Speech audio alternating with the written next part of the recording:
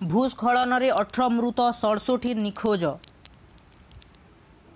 थिरुभानंतपुरम 7-8। केरलर इडुक्की जिलार शुक्रवार सकाळे प्रबल वर्षा जनित भूस्खलन जो 18 जनक मृत्यु घटी। 12 जन को गुरुतर अवस्था उद्धार कर मुन्नार स्थित टाटा जेनेराल हॉस्पिटल रे भर्ती कर अन्य 67 जन निखोज थिबा कुहाଯାଉଛି। प्रबल वर्षा केरल पई दुख आनी देछि।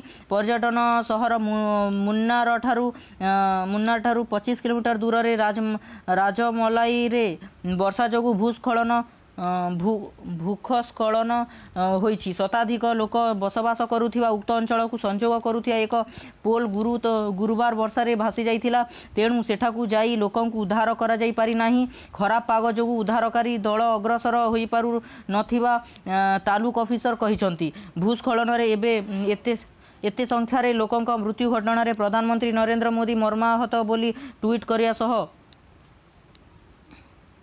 मृतकों परिवार प्रति समवेदना जणाइछंती। प्रधानमंत्री तांको रिलीफ पांटिरू प्रति मृतकों परिवार को 2 लाख टंका अनुकंपामूलक सहायता एवं आहत मानक पई 50,000 टंका सहायता घोषणा करछंती। मुख्यमंत्री पिनाराई विजयन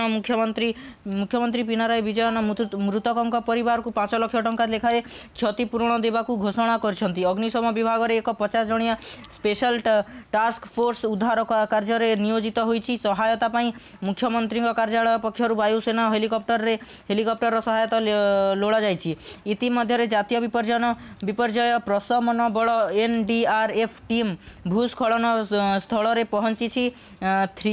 थ्रिशूर रु अन्य एक टीम घटनास्थल को जाउथिबा मुख्यमंत्री कहिसंती।